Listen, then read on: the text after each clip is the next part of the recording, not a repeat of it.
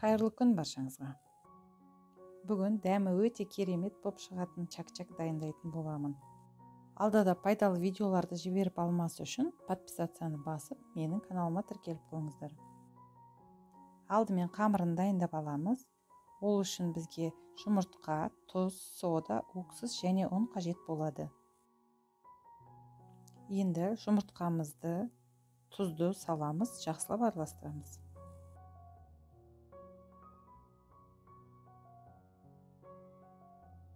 Содаға уксусты құйып, реакция жүрген соң жұмыртқа массасына құямыз.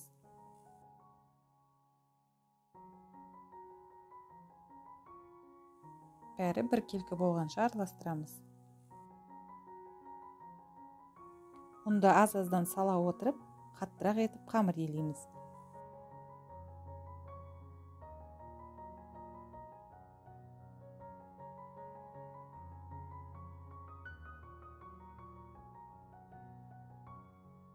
Қамырымызды елеп болдық. Енді пакетке салып 30 минутқа тынығуға қоямыз.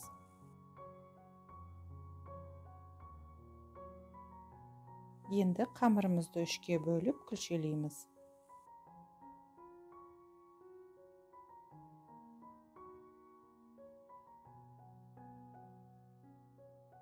Әрбір күлшені ұн сеуіп, қалыңдығы 2-3 мм етіп жайып шығамыз.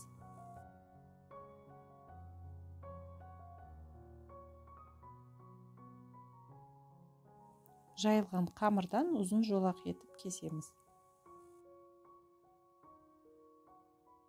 Енді кеспе етіп кесіп аламыз.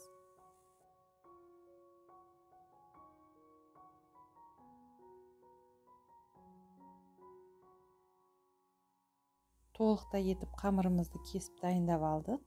Енді қуыратын боламыз. Қызып тұрған майға орташа отта қызарғанша пісіреміз. Шұңғыл ыдысқа салфетка төсеп дайындап қойыңыздар. Піскен қамырымызды сонда салып, майынан сорғытатын боламыз. Қамырды түгелдей пісіріп алдым. Осындай 2 ыдыс тола болып шықты менде. Келесі кезекте сироп дайындаймыз. Ол үшін бізге бал және қант қажет болады. Бал мен қантты біріктіріп, араластырып, газға орташа отта 10-15 минут қайнатамыз. Сироптың дайын болған тексеру үшін суық суға ыстық сиропты тамызып көреміз. Бал суда қаттырақ болып қатуы керек. Ыстық сиропты чак-чактың үстіне құямыз.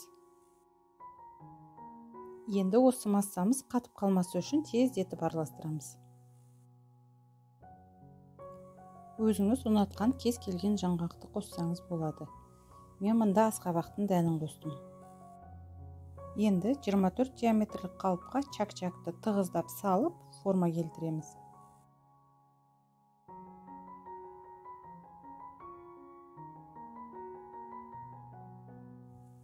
Чак-чак формасын жақсы ұстау үшін қолымды суық суға салып, тығыздау етіп басып шығамын. Келесі қалып менде 20 диаметрлік. Оны да солай жинап шығамын. Үшінші қалпым 16 диаметрлік.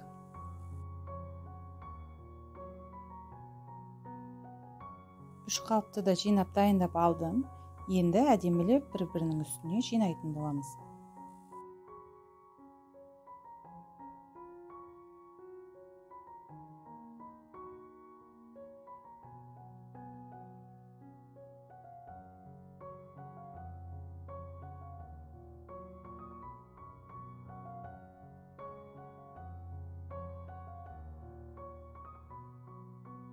Енді мен жаңғақпен әсемдейтін боламын.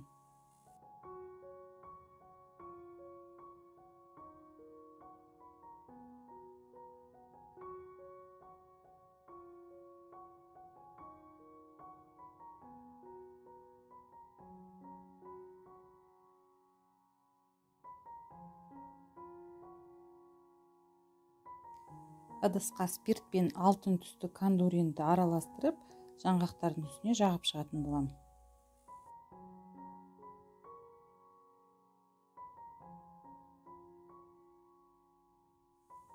Міне дастарханның сәнін келтіретін чакчагымыз дайын болды. Міндетті түрде жасап көріңіздер. Видео пайдалы болса, достарыңызбен бөлісе отырыңыздар.